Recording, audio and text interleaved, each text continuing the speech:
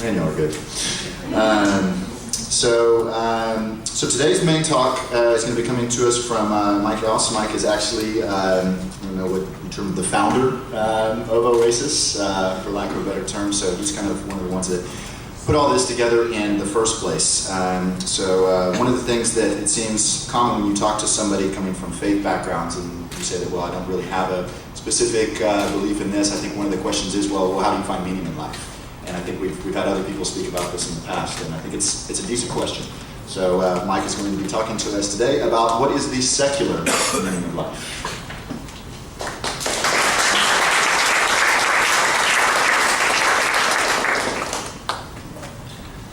It's to ride bicycles. I don't know. Just to clarify, an Oasis talk is not a sermon. So this isn't really, like, I'm not up here proclaiming anything. This is kind of a brain dump. This is stuff I've been thinking about and talking about with friends, and it's a conversation together. And I'm really mainly saying that for the benefit of people that might be listening on the podcast or watching, because sometimes we get some interesting viewer mail, and they take like everything that's set up here as some kind of proclamation of our organization. And that's not the case, okay? So we're all good with that, right? This is just a time to share, thought. And so you can, if you think what I'm saying is total crap, that's fine. Because that's what it's about. It's just chit-chatting together. So, like Josh said, and I'm sure you've experienced this, when people find out that you're secular, is there some kind of a weird... Is that your ring? Is that bothering something? It's yours. Yeah. Did that bother you? Okay. I approve it. No. Is that audio? I mean, is that... We're good. Okay. Anyway, like Josh said, one of the things people say when you find out you're secular is like, well, what's your reason for living? Why get up in the morning? It's like once you stop believing, you're just going to sit around and eat Ben and Jerry's and binge watch Game of Thrones because there's nothing to do, and which isn't, that might be the purpose of life. But anyway, for much of history, though, people didn't really have to think hard about this question because the answer was given to them, and much of the time it was provided by religion, right? And an example is the Westminster Catechism of 1647. Now, a catechism is a religious manual for instruction. It's written in a question and answer form, usually kind of a pamphlet, and it's usually meant for memorization. How many people ever had a catechism in their life? Okay, so some of us did, yeah. So one of the more famous catechisms is the Westminster Catechism of 1647, and it was an instrument for indoctrinating little Calvinist minds for centuries. And the opening question of this long Q&A format goes like this. Question: what is the chief end of man? Answer: the chief end of man is to glorify God and enjoy Him forever. Okay? That pretty much settles it. That is your purpose. It's very convenient. It's laid out there in black and white, nothing to figure out. And this sense of purpose, and that was the Calvinist thing, but basically every other religion that has some kind of basic instruction, that's a similar concept is there. You exist to glorify God and enjoy Him forever. It might have been helpful for me to write, I often work with a dry erase board, and it might have been helpful to put some of the stuff I'm going to be talking about today up there, but then again, I was a little bit worried about the video, because I didn't want to be seen standing behind the words, and glorify God and enjoy Him forever. Okay, because it could be taken out, so you got to think ahead, okay? So, it's mainly, I didn't want that up here. But purpose has always been a hot topic for people. In 2002, a megachurch pastor in California named Rick Warren wrote a book called The Purpose-Driven Life, which is scary that a room full of secular people know that so well. And this book was a stroke of marketing genius. Because whatever you think about the contents of the book, it struck a chord, right? It resonated with people. It went on to sell more than 30 million copies. It is the best-selling book of the 21st century so far. Brilliant, because he tapped into this kind of need, this urge, this instinct for purpose and meaning. More than 90 weeks on the New York Times bestseller list. Here are a few tidbits from the book. I am not reading this to tear down or critique religion. I want to understand what it is that people responded to so much in this, okay? So these are just a few quotes. We are not completely happy here because we are not supposed to be. Life isn't about finding yourself, it's about discovering who God created you to be. You are made by God, for God, and until you understand that, life will never make any sense. You weren't put on earth to be remembered. You were put on earth to prepare for eternity. That's one of the big themes of the book is, things sometimes suck down here, but just deal with it because you got a big reward waiting. You're just here for a little bit, but you have all eternity ahead of you.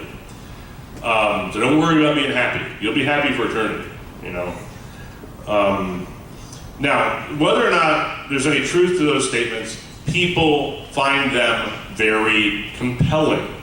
And 30 million copies of the book sold. But then there's also some stuff in the book, a lot of stuff about the need to help other people and finding meaning in life by helping others, and there's some good stuff there. But then there's this one, okay, other people are going to find healing in your wounds. Your greatest message will come from your deepest hurt. There again, like on the surface, it sounds kind of good, like this, the struggles, the pains, the wounds of your life, you're going to be able to use that to help other people. Now that sounds good, but then that is another constant theme of this book is that God allows you to suffer so that you can use your suffering to help other people and their suffering, but then, which sounds good, but then when you think about it, but then why did God allow those other people to suffer? So that they could use their suffering. And then you get this vicious cycle of suffering that is somehow making everybody better. Okay. But the main theme, that was a digression. Okay, the main theme of the book, the really big idea at the center of this massive bestseller is this. Without God, life has no purpose. Without purpose, life has no meaning. Without meaning, life has no significance. And without this book, we have no redundance. Anyway, that was a lot. So anyway, that's a big, without God, life has no meaning. Well, of course, there's no fact-based evidence behind any of the assertions of this book. It's all anecdotal. Single best-selling book of the 21st century asserts that without God, there can be no sense of meaning or purpose in life, which is the question we as secular people get all the time. So a couple of questions come to my mind. These are some ideas I've been thinking about, this purpose and meaning thing, and how to answer it. And I really would be interested to hear kind of your thoughts during the Q&A time. But first of all, maybe we should answer, when people ask us that question, maybe we should answer by questioning the question, because I think the question is problematic. What's the purpose of life? Well, who says there has to be one single overriding purpose? Where does that assumption come from? Why this need for an ultimate anything? The question itself is kind of flawed, I think. So I'm not going to say I have purpose. I'm going to say I have purposes. Why does this question, what is the purpose of life, even comport to reality as we know it? I don't think so. What is meaning? What is purpose, anyway? When you get right down to it, isn't a sense of meaning or purpose a neurochemical reaction in your brain? That's what it is. All these things we talk about, happiness, fear, joy, sadness, these are terms that we use to describe neurological events. That's all they are. I don't say it's all they are because it seems to minimize it, but that is essentially what they are. There are various combinations of oxytocin and dopamine and serotonin and other neurotransmitters this English major doesn't know anything about. But you know what I'm saying? That's what it is. I mean, all of life is what we're doing every day is modulating our neurochemistry when you boil down to it. All the time. Like everything. So, it's all in our head. These are not so happiness, joy, love, meaning, purpose. These are not disembodied entities that exist out there somewhere. They are words we use to describe neurological events. And like every other emotion and deep feeling, having a sense of purpose and meaning is probably an evolutionary adaptation that served us well in the ancestral environment. It is a Darwinian device for survival and increased reproduction. Period. I mean, that's what it boils down to. It gives us a reason to wake up in the morning. It's very easy to see how this could be a Darwinian device. And what gives you a reason to wake up in the morning is going to vary a lot from person to person, because what works for your brain chemistry doesn't necessarily work for my brain chemistry. And it seems to me that finding your sense of meaning and purpose in life means paying attention to what works for your neurotransmitters, what doesn't work, and to be okay with that. And this is me speaking as an old man now, the older I get, the more I realize that time is shrinking and I need to focus on the things that work for me and not focus so much on the things that don't work. So I'm going to share a little bit about what works and doesn't work for me, and you can kind of think about what works and doesn't work for you. Stuff that works for me. Reading. I like reading. My brain feels happy when I'm reading. I read compulsively, I read obsessively. If there's nothing else to read, I will read a cereal box. I will read a label on a soup can. I read. Ever since I was a child, I have always been fascinated for some inexplicable reason by Chinese and Japanese characters. I like to study them, practice writing them. I can immerse myself in that task for hours, happily.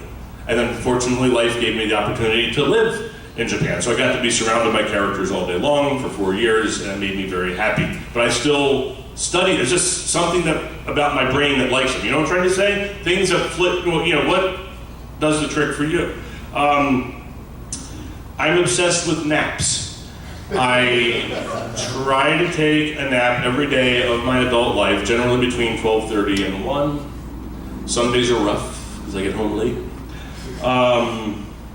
Here's some things that do not work for my neurotransmitters.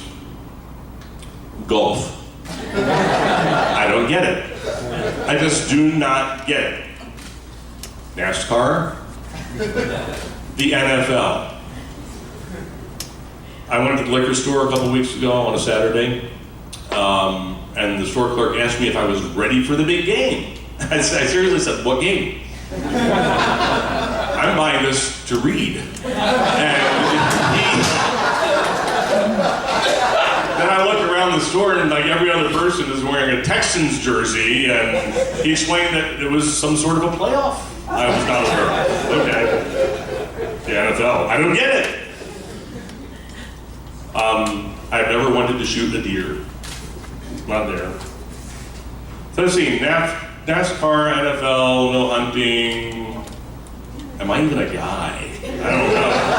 So, now here's the thing, and I think this is important, this is where this stuff kind of trips us up sometimes. Just because I do not share your passion for golf, or NFL, or hunting, or fashion, or whatever it is in no way, shape, or form a critique of your existence. And this is where people get kind of prickly sometimes, right? The fact that I'm not into the NFL does not mean that I think the NFL is bad. I do not think it's bad.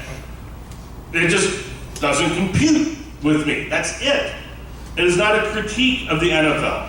Life is really, really short, and I generally do better when I can spend time focusing on the things that work for my particular brain. I'm seriously already kind of freaked out that I'm not going to be able to read all the books I want to read before I die. I'm coming to grips with that. Ain't gonna happen. So why should I waste precious hours on things that don't fulfill my personal sense of meaning and purpose? And like I said, that's going to vary from person to person to person.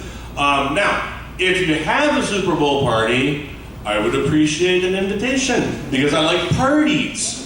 I'm not going to watch the game. I don't like the party. Now, just because I do not share your passions or your sense of meaning and purpose doesn't mean I cannot appreciate them and encourage you in that, which is something I think we can do for each other. We all need encouragement on so many levels of life. And encouraging people in the things that bring them meaning and purpose and joy, I think, is important. I have a friend who does like to shoot Bambi. Once a year, he brings me venison sausage. I am grateful. So, I mean, you know what I'm saying? Like, I don't hunt, but, you know. So, it seems to me, I've been thinking about it, I think, like, we used to live more in a one-size-fits-all world. And I think things are changing. But when I was growing up, there was this kind of standard narrative, kind of standard life trajectory that people were more or less expected to do, and you kind of ran this route without thinking. You know, you go to school, maybe college, you know, start a career, get a job, get married way too early to a member of the opposite sex, you know, have kids, buy a house in the monotonous suburbs, you know, work until you retire, buy an RV, drive around until you die or go to the nursing home. And pretty much everybody I knew, I'm sorry, I hurt somebody with an RV. It is not a critique. You hear what I'm saying? If it works for you, that's great. But I'm saying it's the one size, and like everybody kind of mindlessly went through at least some variant of that scenario. Am I right? Then it's like generally, and if you diverge from that narrative too much, you are seen as a little weird or a little off or different or whatever. Heck, everybody even ate pretty much the same thing. You know the menu at the Cracker Barrel? That's what everybody ate in America for decades. Every damn meal was the Cracker Barrel. Seriously. And we didn't know any better. People were suspicious of food they thought was weird or different. Well, apparently there are quite a few people in this country who want to make us all eat at the Cracker Barrel again. And they have been there all along, but now they are emboldened. And they want to cram the old standard narrative about life down everybody's throat, because there must be one purpose. And we are not going to let that happen. We are not turning back the clock. We do not want to live in a Cracker Barrel world. Amen. I was going to say with the emphasis on cracker. Sorry. You can't keep Dorothy down on the farm once she's been to Oz. Which I don't know what that means, but it sounded good. Anyway, but I do not want to live in a one-size-fits-all world. Because it was a source of a lot of oppression, and a lot of pain, and a lot of unfulfilled lives. I want to live in a many-size world for many people. I love all of our core values in the Oasis movement, but the fifth core value has taken special meaning for me in the past couple months. Be accepting and be accepted. The community that we are building, and now not just our community, but a tribe of communities growing across the country. This tribe that we are building can make a powerful statement to the Cracker Barrel movement. We are building a community that says people who are different from me are not a threat to me. People who are different from me enrich me, and I learn from them. And I love our community because we come from all walks of life. We come from many countries and nationalities. We have room for non-traditional relationships, non-traditional family structures. And as new Oasis communities arise around this country, we together are building an ever-growing tribe that celebrates diversity and is helping to rewrite the standard narrative. And this tribe has the potential to be a true oasis for humanity. And I think our best and most important days are ahead of us. And I'm excited about it. Thank you.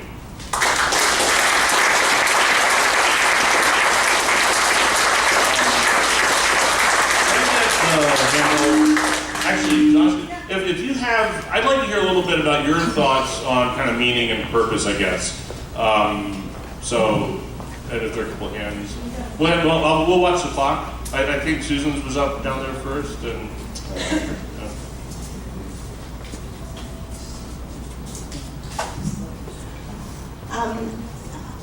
I thought of I guess a simplistic thought when you were talking about Rick Warren back several minutes ago, so I want to say it very quickly. I think just the question why is inevitable. And it doesn't have to be a particular why, it's just how many times a day, do we think such and such? Mm-hmm. Why? Yeah. And if you've got a simplistic answer, think of how fast you can get to that. Whereas ideally, what we're talking about is an answer that leads to another answer, that leads to another explanation and more inquiry. And Yes, it's really interesting. I think most of the people in this room are naturally inquisitive people. Yeah. But think of how easy it is. Well, let me pick up on that. Because you're right.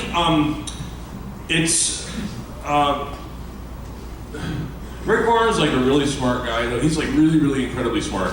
But he knows how to communicate in memorable ways. And I agree with you. I'm totally agreeing with you, Susan, that the simple answer is often the most appealing for many people, and that's not going to satisfy our crowd or our tribe. But I do think, I've been thinking a lot, that we have to find ways to say what we stand for as secular people in concise, succinct, memorable terms. And Rick Warren is a wizard at that. In ways that so that's why we have 5 core values. People are more important than beliefs. Human hands solve human problems. Meaning comes from making a difference. Be accepting, be accepted. That's 4. That was 4. I'm gonna have to start from the top. Reality is done through reason, right? So we tried to put some alliteration in there. Now, reality is done through reason. It's not, so even that, it's not simplistic. But, so I think that's the thing I would like to learn from effective communicators is how, as we, as secular people, can say things, in short, memorable ways that maybe are not simplistic, though, that's for sure. Good question, Susan. Maybe Luke? Thanks.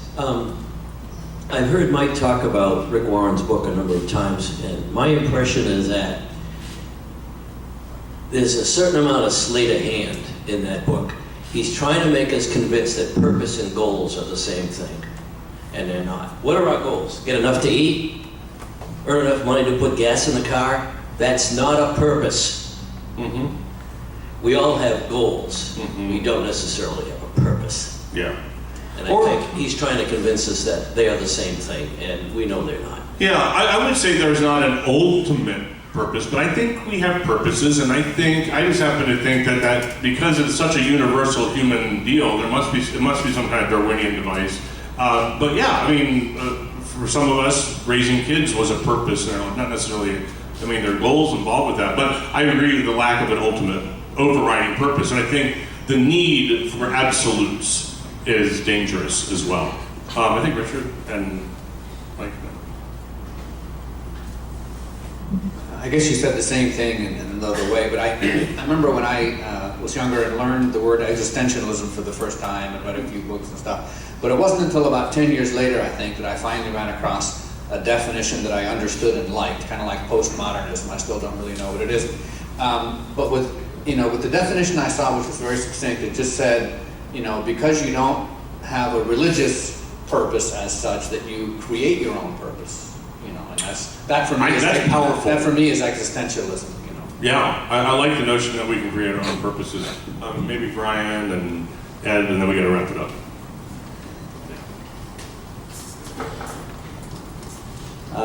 One thing you said earlier is a lot of religious people will say, you know, my purpose is preparing for the life after this one. And one thing that's always made me bristle about that as someone who is really into conservation and the outdoors is that phrase doesn't leave much room for preparing for the lives that come after ours, like the people who will be here 100 years from now or 200 grandchildren. And so that when I hear people say that, particularly when we're talking about things like climate change, it makes me wonder if like, one of the reasons this isn't important to some people is they don't, you know, they're focusing on something that they believe is going to be for them when they're gone from this earth instead of something that's going to be for the kids that are here and the people that are here after they're gone. It's just something I thought Well about. said. Yeah,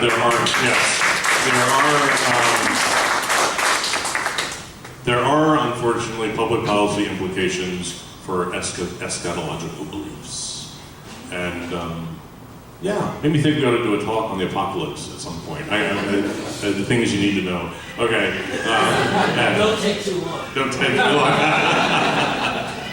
Well, when I think about the question of what is the purpose of life, the question that comes to my mind is whose life and at what time in that life? The same person can have several different purposes at different times and different contexts. Absolutely. Also, there's a sign in my office that says, life is not about finding yourself, it's about inventing yourself. About what? Oh, inventing yourself. Nice. Very good. Good, very good. Good. Thank you. I think we gotta wrap it up because we have more music to come and announcements. We gotta get out here. Thanks everybody. I enjoyed it. Hope you did too.